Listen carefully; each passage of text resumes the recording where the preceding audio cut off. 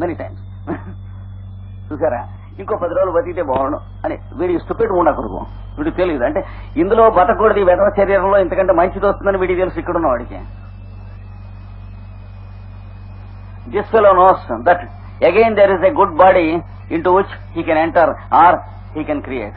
This is a stupid fellow. He thinks this car is very good, though this is old, I want to use this car, he says. This fellow. అందుకని బాగా గమనించుకుని పెద్దవాళ్ళు ఏం చేశారంటే, ఒరే అబ్బాయి వీడిని ఇక్కడికి వచ్చే పద్ధతి చేయమన్నారు.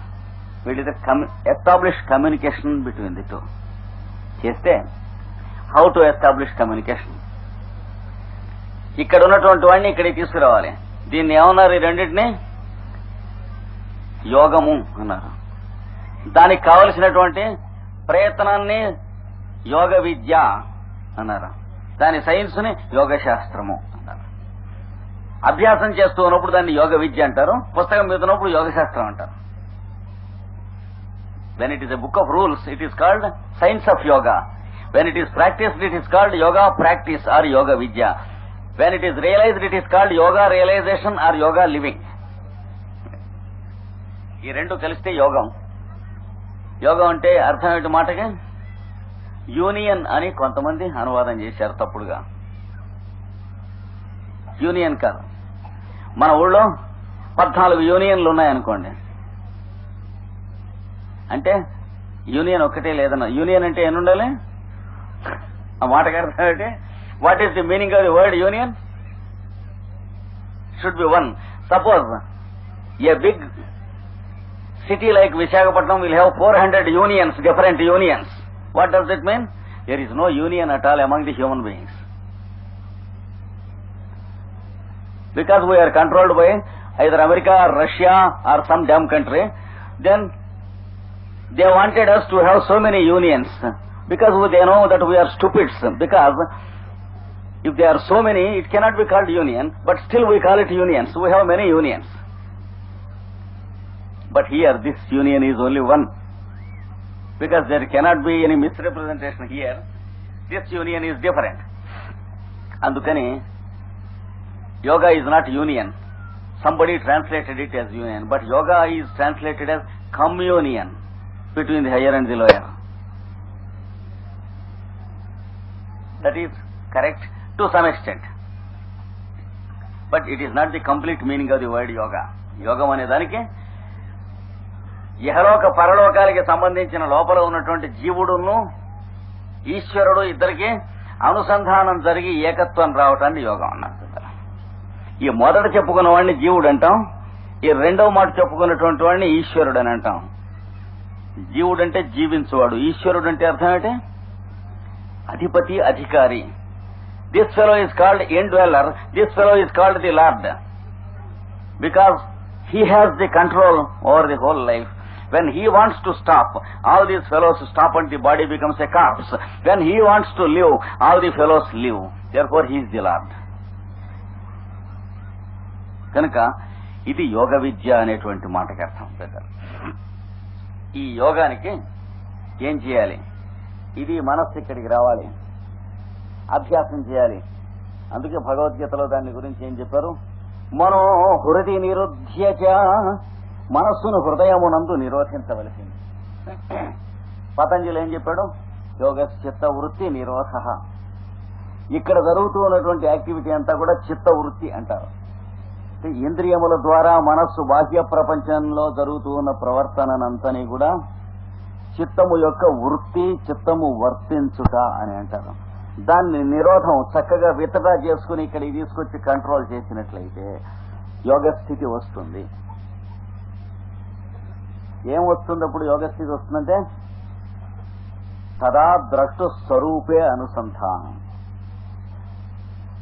చూస్తూ ఉన్నటువంటి వాడు దీపాన్ని చూస్తున్నప్పుడు దీపం రూపంగా ఉంటున్నాం లోపల, శబ్దాన్ని వింటున్నప్పుడు శబ్దం రూపంగా ఉంటుంది మన మనస్సు. మిమ్మల్ని చూస్తున్నప్పుడు మీకు కావలసినట్టుగా ఉంటుంది నా మనస్సు, మిమ్మల్ని చూస్తున్నప్పుడు మీకు కావలసినట్టుగా ఉంటూ ఉన్నది, వారిని చూసినప్పుడు వారికి కావలసినట్టుగా ఉంటూ ఉన్నది. తెల్లవారు నిద్రలేస్తే సాయంత్రం పడుకుని రాత్రి నిద్రపోయే లోపల ఏ పని చేస్తూ ఉంటే మనస్సు ఆ వస్తువుగా ఆ పనిగా ఉంటుంది, ఎవరితో మాట్లాడుతూ ఉంటే వారుగా ఉంటుంది. కానీ మనంగా ఉండేటప్పుడు టైం లేదు. అంటే మీ మనస్సు ఏ పని చేస్తూ ఉంటే ఆ పనిగా ఉంటుంది, కానీ మీరుగా ఉండేటువంటి టైం చిక్కటం లేదు. స్వరూపం తెలియదు. అప్లైడ్ మైండ్ ఎరుగుదాం కానీ మైండ్ ఇన్ ఇట్ సెల్ఫ్ ఎరగం. So when the mind is active with something, mind is existing as something. When the mind is active with someone, mind is acting as someone. When it is meeting a friend, it is acting as a friend. When it is meeting an enemy, it is acting as an enemy. When it is meeting a subordinate, mind is acting as a subordinate. When it is meeting a master, it is acting as a master. There is no time left for it to act as itself or yourself. So now we want an experience. ఇది ఇచ్చారు పెద్ద. చెప్పినప్పుడు ఇది సాధన చేయవలను అన్నారు. ఎలా సాధన చేసుకోవాలి అంటే మనస్సుని నిశ్చలము చేయవలను. మనస్సు నిశ్చలం చేయటం ఎలాగండి? మైండ్ కంట్రోల్ చేయండి. Control the mind, don't allow it to Flutter. Okay, how to control the mind? Suppose you close your ice and say, let there be no thought. So the thought repeats, let there be no thought, let there be no thought. Is it free? మనస్సుని నిర్మలం నిశ్చలం చేయటం ఎలాగండి? మనస్సు నిశ్చలంగా ఉండాలి అని కన్నులు మూసుకుని కూర్చుంటే నిశ్చలంగా ఉంటుందా? మనం అక్కర్లేనివన్నీ అది థింక్ చేస్తూ ఉంటుంది మనస్సు. ఉచ్ఛ్వాస నిశ్వాసల వంక మనస్సుని నిలుపు. ఎలా నిలపాలి? ప్రశాంతంగా ముందు ఒక చోట కూర్చుని కన్నులు మూసుకుని నీ శ్వాస ఎట్లా నడుస్తుందో రోజుకు ఒక 10 నిమిషాలు ఉరికి దాని వంక గమనించుకో. ఇంకేంలే మనస్సుతో observe how your respiration takes place automatically in spite of your absence to it. Be present to your respiration because hitherto you are absent to your respiration. Now start with it. That is first step. But be grateful because it is present with you, though you are absent all this time to it. Though you failed to feel that you are having a respiration, it is kind enough to save you till today. Don't you understand that it is all merciful, unconditional? And don't you understand that it doesn't expect anything from you because we are too little to help it. It is helping us. It has no business motives or ulterior motives to help us. In the world, if one human being tries to help the other, it is only with some motives because tomorrow I have some work with you, today I say good morning sir. But this fellow is not having such ugly way of doing things. Because he has no obligations with us, he is helping us, we are never in a stature to help that fellow. లోపల ఉన్న వాడికి మనం సహాయం చేసే స్థితి అంటూ లేదు. వాడు మనకు సహాయం చేయటమే కానీ, అందుకని మనతో వాడికి అవసరం వచ్చేది ఏం లేదు. ఇది గమనించాలి. అంటే మనతో పనుండి ఏదో చేస్తూ ఉంటాం, వాడు అట్లాంటివేం లేవు. కనుక మనం మొట్టమొదటిగా గమనించవలసింది ఏమిటంటే ఈ ఉచ్ఛ్వాస నిశ్వాసలకి మనం కొంత శ్రద్ధ పెట్టాలి. Daily sit down at a place, ప్రశాంతమైనటువంటి శుచౌ దేశే ప్రతిష్టాప్య, పరిశుద్ధమైనటువంటి ప్రదేశంలో శరీరాన్ని కాసేపు ఉంచి ఇట్లాంటి ఏర్పాటు ఏదో చేసుకుని అక్కడికి వచ్చేటప్పటికి మనం శుభ్రంగా ఉండేట్టుగా చూసుకుని, అందుకే దేవాలయం అనేది పెట్టుకుంది. దేవాలయంలోకి పెడుతూ ఉంటే కనీసం ఈ రోడ్డు మీద అయినా చెప్పులు అవి వేసుకుని ఆ జేబులో ఉన్నవి బీడీలు అగ్గి పెట్టి అవన్నీ అవతల బయట పెట్టేసేసి ఆ లోపలికి పెడతాం.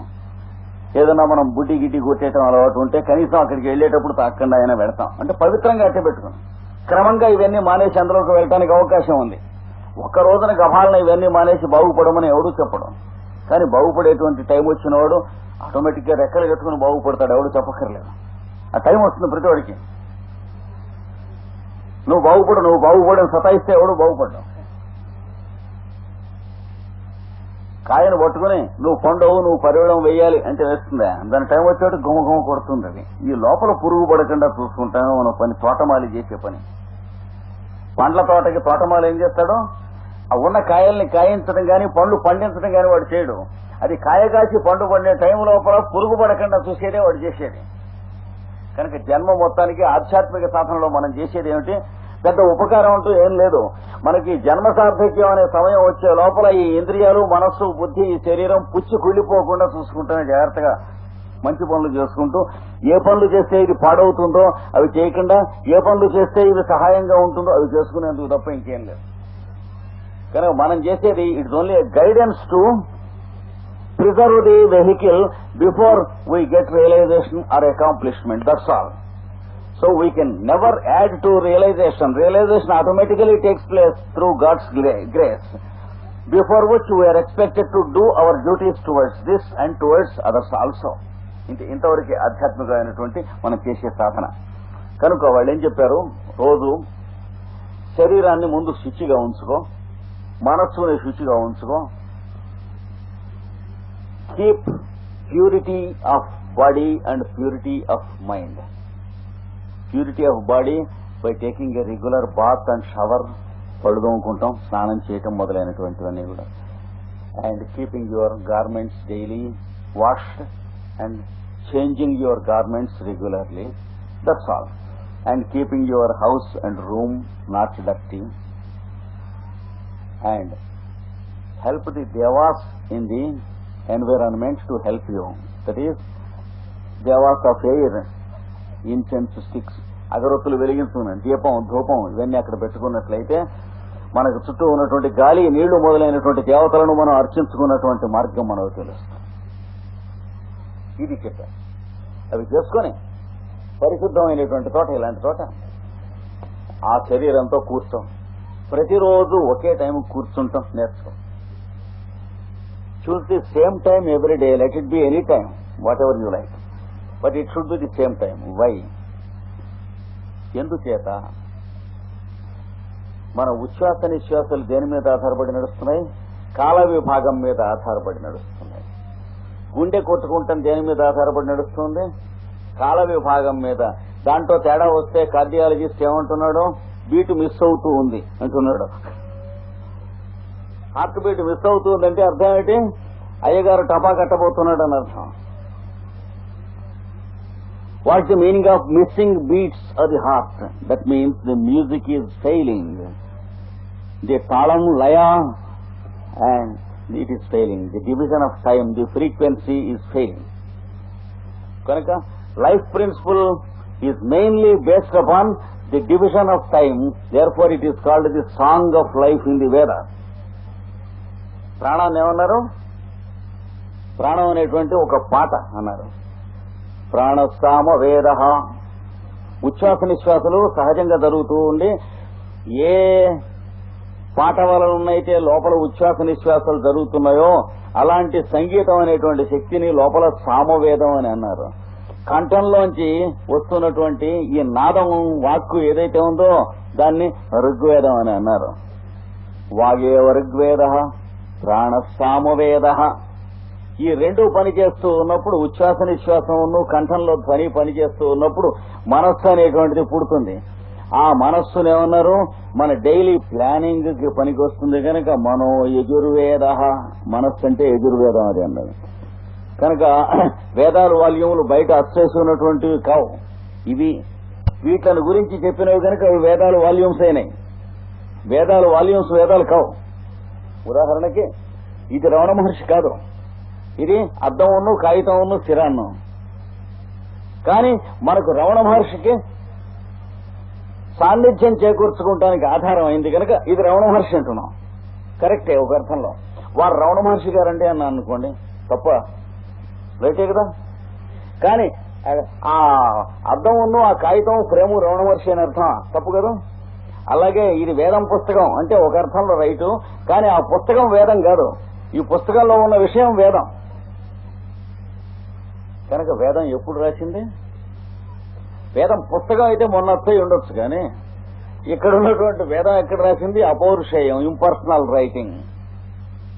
ఇది గమనించుకోవాలి. కనుక వేదములు ఎవరు రాయలేదట అంటే ఏమిటో వెనకటి కాలంలో అలా అనుకునేవాళ్ళట అని ఎవడన్నా పిచ్చివాడు చేస్తే నమ్మకండి. హిస్టరీ మాస్టర్లో వాళ్ళు కొందరు పిచ్చివాళ్ళు ఉంటారు. వాళ్ళు వెనకటి రోజుల్లో మానవుడు ఎడ్యుకేటెడ్ కాదు కనుక వేదాలు మానవుడు రాయలేదు దేవుడు రాశాడని నమ్మారు అని మూర్ఖ విశ్వాసాలు ఇలా చెప్పి పశ్చిముండ కొడుకులు ఉంటారు.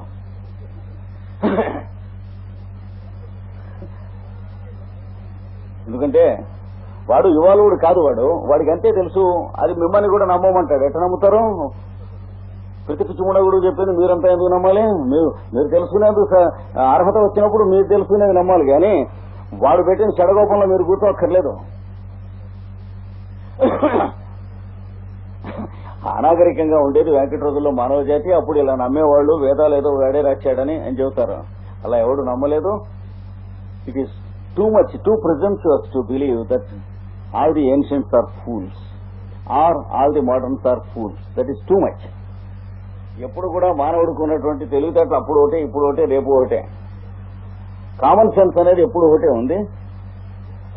కనుక వేదము 3 వేదములు తెలుసుకోండి. ప్రాణము సామవేదం అని తెలుసుకోండి. మీ కంఠంలోంచి వస్తున్నటువంటి ధ్వని సమస్త జ్ఞానానికి కారణం కదా. అది లేకపోతే మనం ఒకటితో ఒకడు ఏం మాట్లాడుకుంటాం? ఇలా మందం తమ ప్రవిశ్యంతి, చీకటి ముదురు దట్టమైన చీకట్లో ప్రవేశిస్తాం మనకి వాక్కు కనుక లేకపోతే అని చెప్పారు. ఎందుకంటే లైటు లేకపోయినా సరేట గాని మంచి చీకట్లో నడిచేడుతూ ఉంటే ఒరే వెంకయ్య ఎక్కడన్నావురా అంటే ఆ కృష్ణాచార్యులు ఇక్కడ రా అని అరిచాడు అనుకోండి. వాడు ముందు వీడు వెనక ఉన్నట్టు తెలియదు. అదే సౌండ్ అంటే అన్నారు. అంటే లైట్ కూడా లేనప్పుడు కూడా పనిచేసేటువంటిది లైట్, అదొక్కటే. మనకి చాందోగ్యోపనిషత్తులో చెప్పారన్నమాట. When there is no light at all around us, when everything is dark, if one man shouts, the other can understand his presence. This is the light which is greater than the light which is called sound. That's why it's called Rigveda.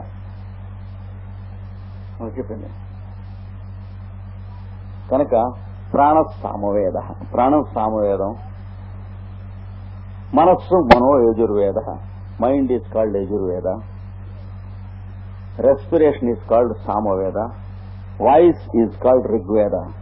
ఏషా త్రయీ విద్యా. This is called the threefold volume of wisdom that is existing in us. త్రయీ విద్య, అది మన వేదాలు చదువుతున్నది. ఏవం వేద సశోకం తరతి. One who knows this will cross the bondage or self conditioning and will live as the one who is living here. లోపల ఉన్నటువంటి వాడు ఎవడో తెలుస్తుంది ఈ సాధన చేసినప్పుడు.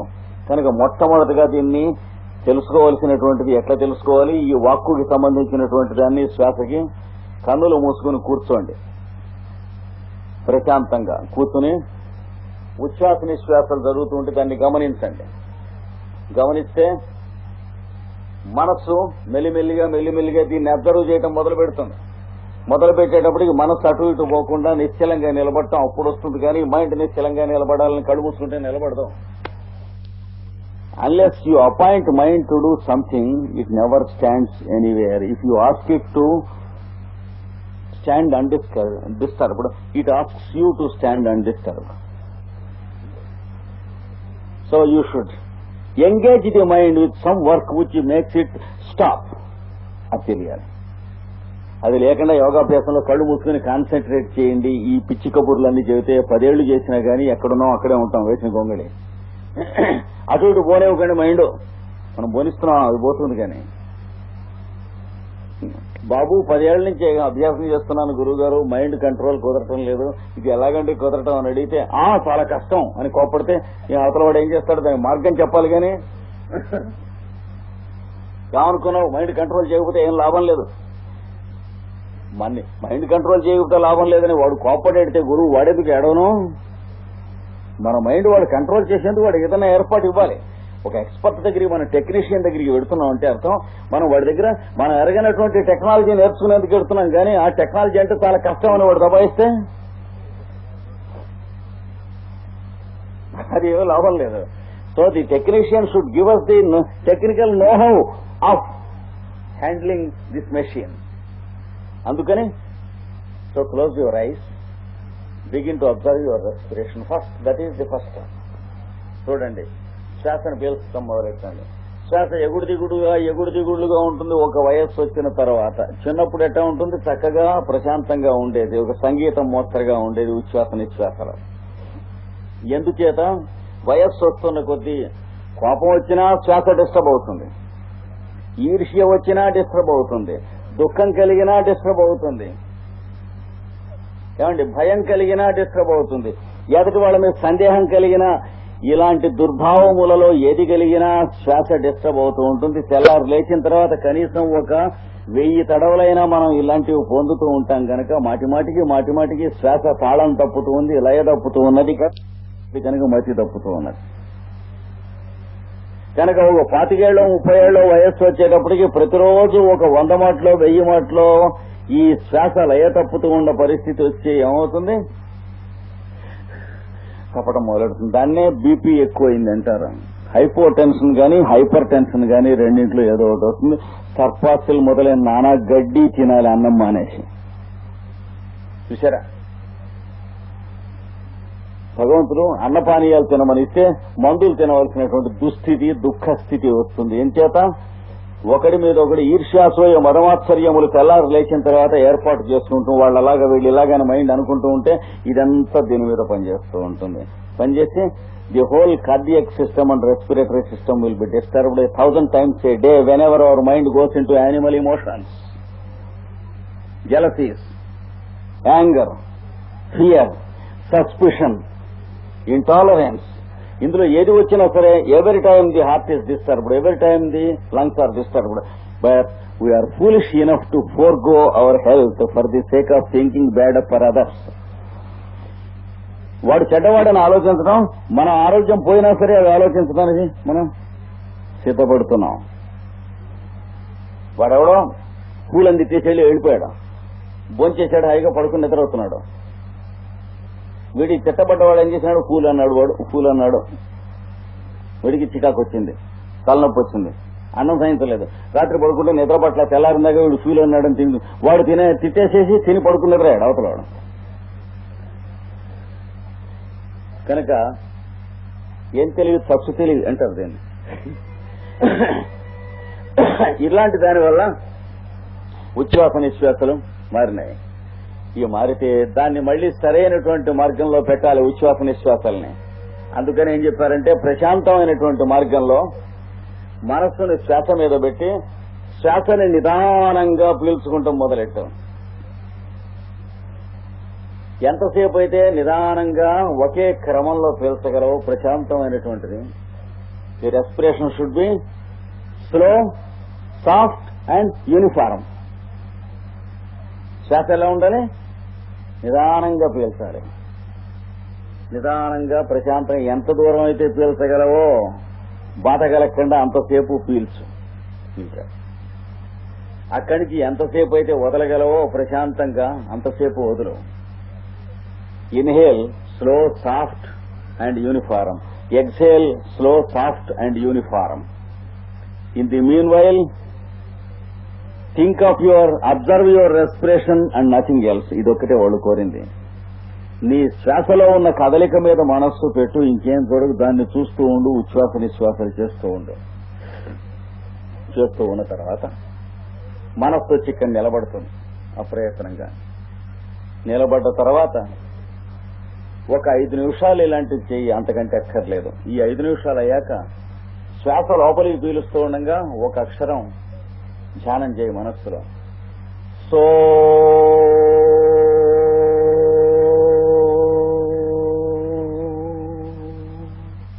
ఎంతసేపు శ్వాస లోపలికి పీలుస్తున్నావో అంతసేపు నువ్వు సో అనేటువంటి అక్షరం మనస్సులో ధ్యానం చేయి. Meditate upon the sound so as long as you are inhaling. శ్వాస ఎంతసేపు అయితే వదులుతున్నావో అంతసేపు హమ్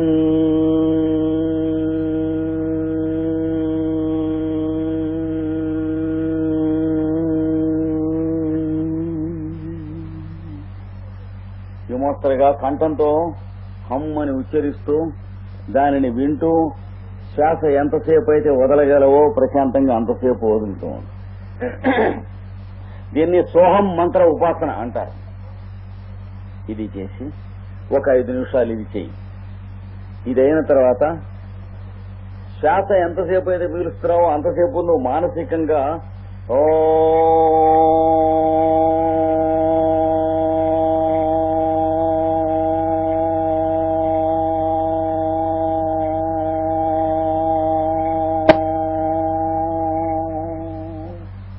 ఉచ్చరించు. శ్వాస పీలుస్తూ ఉండు. శ్వాస పీలుస్తున్నంతసేపు మానసికంగా ఓం అని ఉచ్చరించు.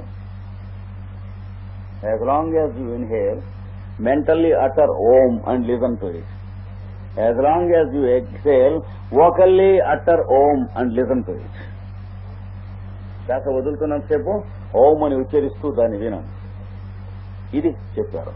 ఇది చెప్పినప్పుడు వీడి దగ్గర లీనం అవుతాడు. లీనమై వాడు కలిసి ఒకటవుతారు. వీడే పని చేస్తూ ఉంటాడు, వీడు కూడా వాడి దగ్గరే ఉండి పనిచేస్తాడు. అది వస్తుంది. Then this fellow begins to live with this fellow and work with the help of this fellow, so that there is the total absorption of any misbehaviour, any crime, any misrepresentation, any postponement, all these things. మనం చేసే పనులలో ఎగుడు దిగుళ్ళు గాని, తేడాలు గాని, కపటం గాని, అసత్యం గాని, కళ్ళ గాని, ఇట్లాంటిది ఏమీ లేనటువంటి ఒక పరమ ప్రశాంతమైనటువంటి స్థితి అప్రయత్నంగా వస్తుంది. వచ్చినప్పుడు life instead of becoming a problem, it is a joy. జీవితం మొత్తం అంతా కూడా ఆనందమయ కోశం అవుతుంది. Life is not a problem to the animals, to the dogs, to the pigs, to the horses, to the beasts, to the birds, to the plants. Why should life be a problem to the human beast? Unless there is something radically wrong in his own behavior. జీవిత సమస్య అనేటువంటి మాట ఏ జంతువుకి లేదు ప్రపంచంలో. ఏ చెట్టు పుట్టకి లేదు, ఏ పశుపక్షాదులకి లేదు. జీవిస్తున్నాయి కానీ జీవితం సమస్య వల్ల దేనికి. కనుక మనం కూడా జీవితం సమస్య అవ్వకుండా జీవించే పరిస్థితి వస్తుంది. ఈ మార్గాన్ని ఏమన్నారంటే బయటికి ఆత్మ ప్రకాశించేటువంటి మార్గం. So this fellow knows who I am. నేను అంటే ఏమిటో తెలుస్తుంది. ఇప్పుడు అది వరకు ఇంద్రియములకు బద్ధుడై జీవిస్తూ ఉన్నవాడు ఇప్పుడు ఇంద్రియములకు అధిపతిగా జీవిస్తాడు. అంటే జీవుడు బదులు ఈశ్వరుడు జీవిస్తాడు, జీవుడు ఈశ్వర సన్నిధానమునందు ఉంటాడు. ఇది ఒక స్థితి వస్తుంది. కనుక previously environment was conditioning us. Man has the dirty cheek enough to accept that man is the product of environment. He is not ashamed to call himself educated while believing that he is a product of his environment. But after this practice, man understands that man is an illumination who is enlightening his environment by his presence. దీపం పెడితే చుట్టూ ఉన్న చీకటితో condition అవుతుందండి. దీపం ఎంత చిన్న దీపం పెట్టినా తన వెలుగు చుట్టూ ఉన్న చీకట్లోకి ప్రసరింపజేస్తుంది కానీ చీకటి దాన్ని నొక్కటం అంటూ ఉండదు. కనుక it is utterly foolish and idiotic to believe that man is a product of the environment. Man is a light who enlightens his environment when properly lives his life. ఇది వస్తుంది. Because man is the outer cover of inner light which is called God. లోపల ఉన్నటువంటి వెలుగు ఉన్నదే ఇక్కడ ఉన్నది. దీన్ని ఈశ్వరుడని, దీన్ని జీవుడు అన్నారు. జీవుడు కాస్త ఈశ్వరుడిలోకి అనుసంధానం చెందుతాడు. ఈశ్వరుడు ప్రకాశించడం మొదలు పెడతాడు. దీన్ని ఏమన్నారంటే రెండవ జన్మ ఎత్తుట అన్నారు. ద్విజత్వము. ఇది పొందినవాడు మాత్రమే ద్విజుడు అని అనబడిన. there is a second birth away from the biological birth or the physical birth. This is called the second birth or spiritual birth. కనుక